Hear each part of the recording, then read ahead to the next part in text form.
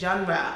What's up, y'all? Welcome back to Movie Music. I'm Songwriter ShayGenre. I'm here today to do another installment of a video for you guys. I'm going to be talking about my process as a songwriter, how I write music, from beginning to end. Like how I create music from zero to complete project. I could shop it, I could put it out to the world. First step, we're gonna talk about creating the song. Now when we're creating the song, it's just, me and the producer that I'm working with or whatever, or I got a beat off the internet or some shit like that. I usually work really closely with a producer, so I like that energy of just being in the studio and us creating and just coming up the top of the head and stuff like that. So the producer, as we all know, he is the muse of everything. He has to start the process. With no artist, no songwriter, the producer don't do no beat, we don't got nothing going on. As I'm listening to the sounds that he's creating, the sounds that he's using, I will think then on what type of song I'm going to do, what type of direction this song is going in, just based off the sounds.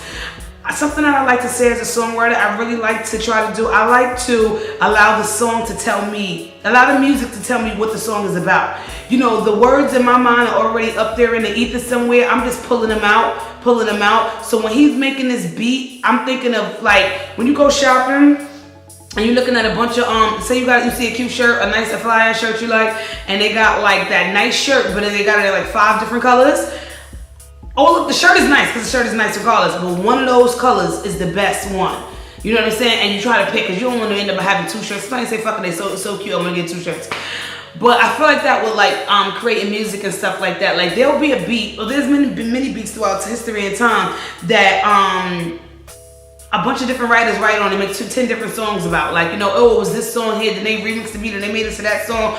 I'm always thinking every beat, every song I've ever written, somebody can write something totally different from what I did, but I'm trying to find the best shirt. You get what I'm saying? Like I'm trying to find what's the best words for this song. Because even when there's that one tune and there's 5 different renditions of it, remixes, and someone used that beat, that one used that beat, everybody got a favorite. Like, nah, I like it, I like this one, I like that one, so I'm always trying to find what's the perfect words, the perfect melody, the perfect direction to go in with that track. So while the producer sitting down doing his thing, I allow him to do his thing, I'm listening, I'm hearing all of the music that he's creating, and I'm thinking about, is this a love song? Is this a hate song? Is this like a party list? We talking about drugs here? Like what this music make me feel like, So I move forward from there, like what the music made me feel like, and I try to move forward from there. I'll start first coming up with like maybe a melody, humming something. I don't want to put too much pressure on myself. So I'm not sitting there thinking about, oh, I got it, what's the verse? No, I'm just chilling, let me see. I'm going along with what he's doing, and I'm trying to find the melody. I'm just trying to let it come to me, let it come out from the universe into my heart and my soul, and I'm just pushing it out there. If you follow me, what you should follow me, thank you, on all social medias and stuff like that. I've been writing since I was a little girl, and I used to always have a problem when I was young. Not so much of a problem, but I would write stuff and I never have titles. So they'd be like, oh, what is that called? What's that poem? Because I wrote poetry and stuff. So what's that poem called? I'm like, I don't know, I don't have a title. I always kind of needed a muse in a way. Like, I need something to be thinking about, something to happen to make me write, I found that when I started writing music, when I started writing songs and being involved in music, I didn't need the muse like that, because the beat is my muse. Like whatever the beat is saying, whatever the beat is doing, it's telling me what to do as a songwriter. It's telling me this song, somebody is crying, this is sad. It's telling me, oh my God, party lit. It's telling me talk shit, act, feisty, like whatever those sounds are, like certain sounds equate certain emotions and shit like that. Listen to this beat. I'm trying to come up with some melody or whatever. First thing first, when it comes to me create the song, I'll just write. So it might come up to be a verse, or it might start with the hook, but I'm just writing. I start with that melody, then I start trying to write words going on that melody, and usually 9 times out of 10, 98.9%, I always come up with a hook and a verse. That's like I have a bunch of songs with just a hook and a verse. Like that's just the main idea. That's pretty much how I allow the create the song process to go. Let this producer create. Allow the beat to tell me what to write. I allow the beat to be my muse and direct me on where to go. Okay, bam. Now I got a track. Okay, I got a track done. All right, it's not done because the song's not done, but it's an idea. It's out there. It's ready. What are we gonna do? I do not sing. I do not sing. I do not sing. I've said that a bunch of times. If you don't know, I'm gonna say it about the next 10 videos. I'll keep telling you I don't sing. So you really get it. I do plan on taking some singing lessons, so I'll see, because I do try to do some of my references.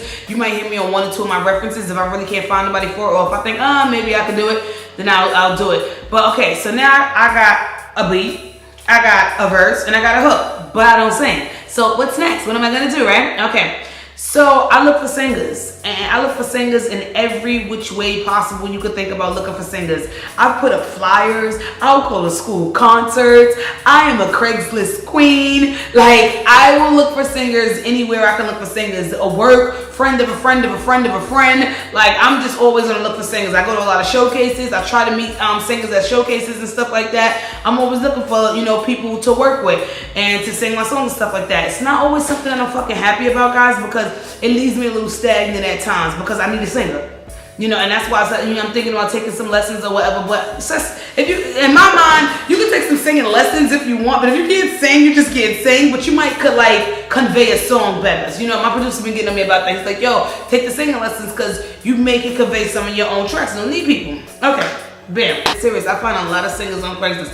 I would say about 60-75% of my singers I work with, I found off Craigslist. Now, okay, let me give y'all some Craigslist guidelines. Okay, so I put up a posting that I need a singer. I'm looking for a singer. I'm in whatever area I'm in, and I'm looking for singers or whatever. And number one, once a person does respond to me, there's a process before I ever get to see your face and you ever get to see my face. So if you're not serious or you're a fucking Craigslist killer, you like a good 50%, 60% of them get weeded out from just the email process. Because if you want to kill me, you ain't got time to keep emailing me and I'm asking you all these questions and shit about what you do and where you at and where you from. But okay, back to my process. My rules about the Craigslist thing, it's scary because it's fucking the internet and shit like that. But you do Tinder and you're fucking people that you just met off the internet and shit like that. I see y'all. But I'm working with music, and I try to do an extensive email process. So I probably talk to them on email 3 to 5 times. After I talk to them on email, there is a process before you get to meet me, but I never meet people alone. I always meet people in a public place.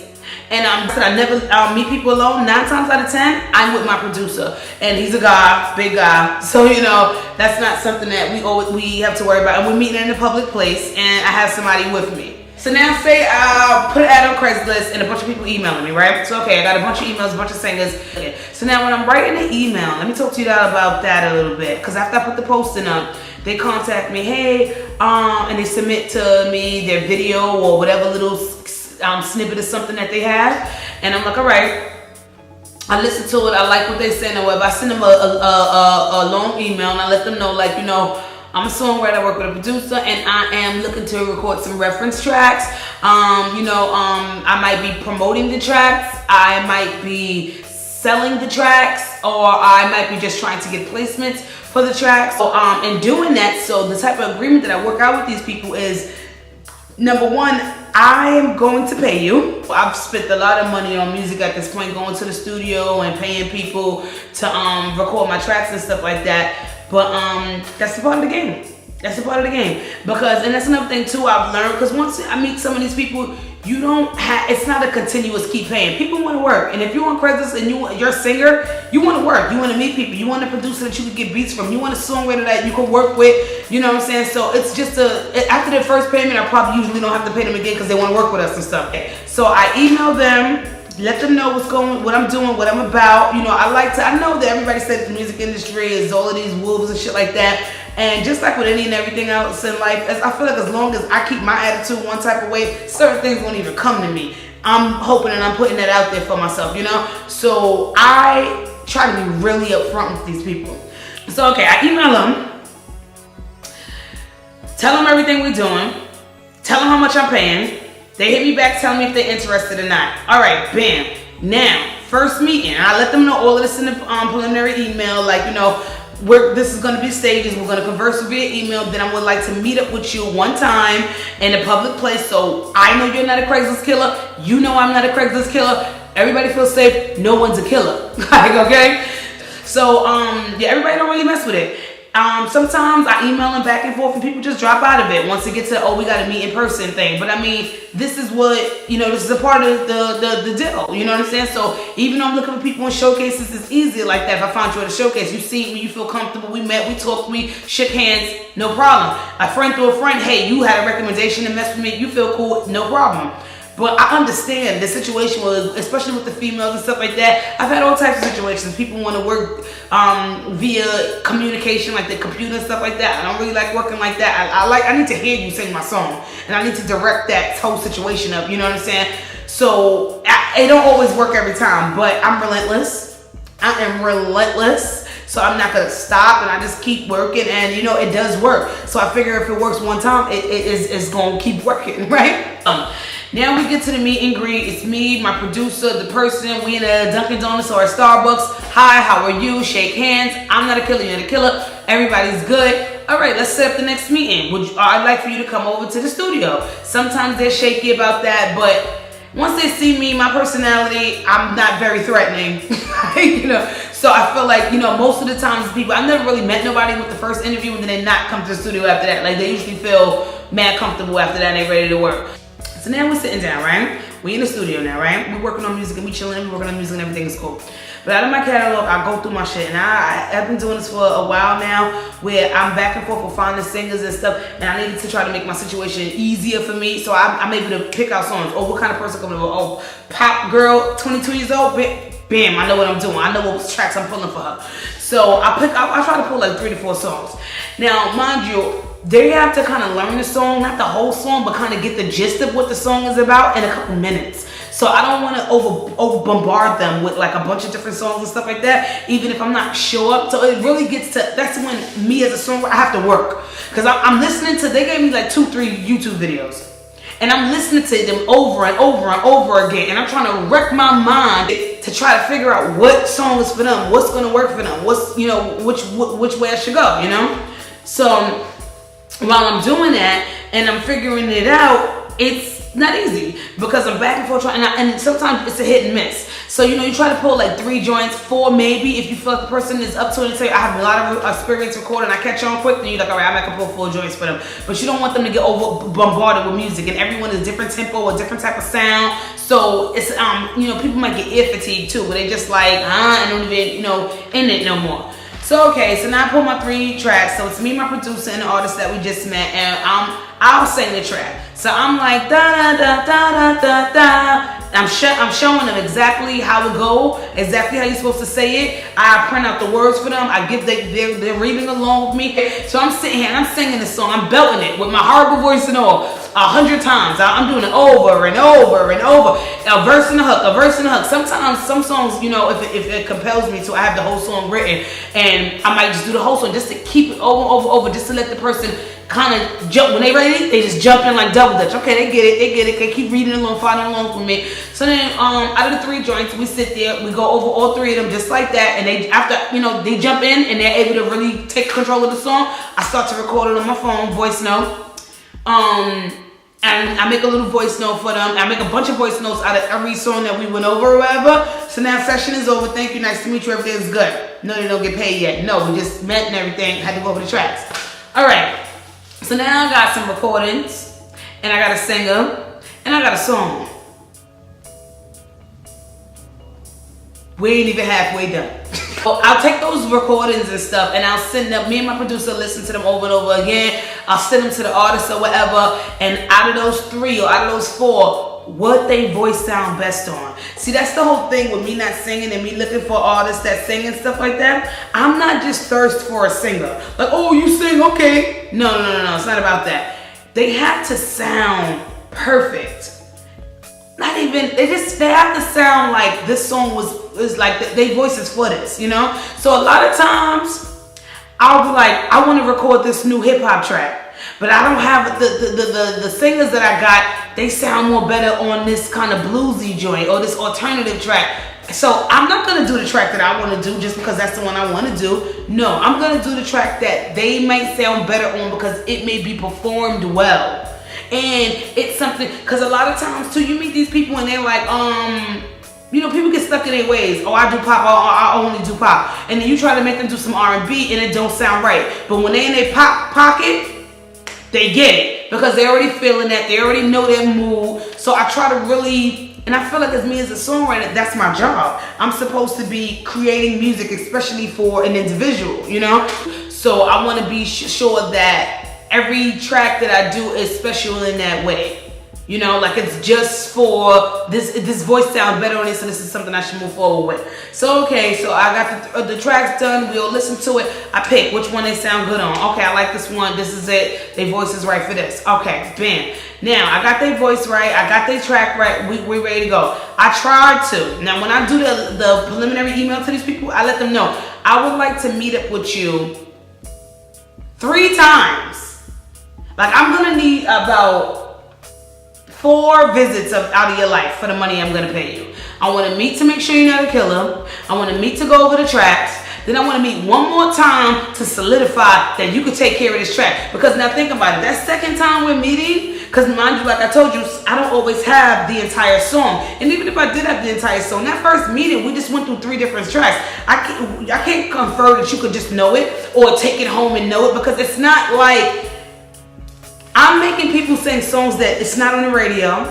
It's not something that they've heard before. So they need to be reminded by me and by a voice note of which note is sung, exactly how the song goes, how the melody goes, how it's supposed to ride.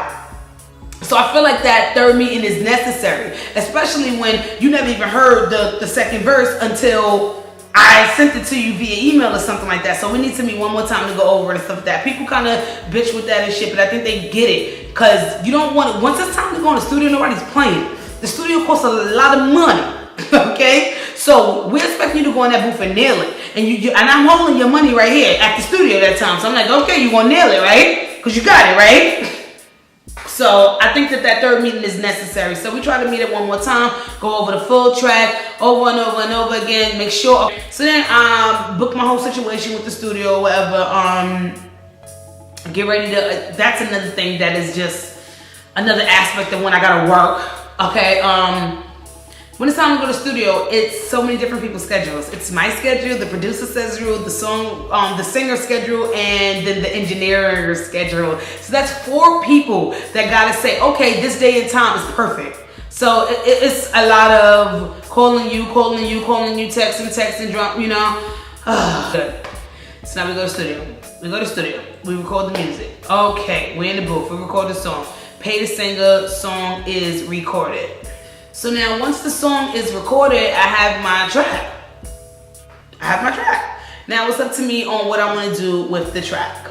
Now a lot of times I will, in the past I've held on to tracks for a while and tried to just continue to shop them to A&Rs and executives and try to get placements for them and things like that. And now I'm at the point where I kind of decide. Some tracks I put out immediately for promotion, and other ones I'm sitting on like a golden goose egg and hoping that it will hatch into some amazingness for me.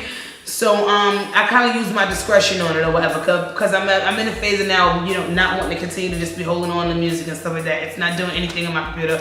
I need to get it out there. That's the only way I'm gonna get heard and people are gonna know what I'm about, what I'm doing. Yeah, that's pretty much from beginning to end. Start making the song. We create the song. I find a singer, I record the song, and that's pretty much it. That's my process as a songwriter. Yeah, as a songwriter. Trying to think if I'm missing something. That's pretty much it, my process as a songwriter. I create the music with my producer. I try to find singers from all different walks of life, and anywhere I can find a singer, and we go over the tracks, and I ensure that you're able to sing it, and we take it to the studio and we lay it down. Okay. That's the other thing too. When I make these arrangements with these singers, Like, I inform them of everything. Like I was telling you before, like I want to try to do things on the up and up as much as possible. So sometimes, just say, sometimes I hold on to music and sometimes I put it out there. If I held on to a track I did with you for a couple years and I never did nothing with it, I do decide one day to just do something with you, are definitely gonna get informed. You're gonna get an email, you're gonna get a text message, you're gonna get something. I'm gonna go out of my way to try to contact you, you know. I'll Snapchat your ass, like, just to let you know, like, hey, I want to put this music out now, you know. I'm about to do this, I'm about to do that, and I'm adding you, because at this point of me putting the music out there, it's not just my song as a songwriter. I know I paid for it to be recorded, I know I wrote the song, I know my producer produced the beat, and I most own it. But when I got it on YouTube or I got it on Instagram, you're singing, so I have to like accredit the singer, you know. So that's why on my EP you see all of the songs are written by me, ShayGenre. These are the artists that are performing these songs, you know. So I definitely like to let everybody know what's going on, and everybody know what's going on, and just be as honest as possible, as honest as I could be, you know, moving forward. As honest as I could be, especially because I want to work with these people moving forward if possible. You know, if everything works out great, yeah, I want to do something else with you when you're available. You know, let's try to, you know, get things done as much as possible, work with you again. So I definitely try to be honest with everybody. But that is gonna be it, guys, on my process as a songwriter. And I think, yep, that's pretty much it. And I will see you guys soon. And thank you so much for watching. Thanks.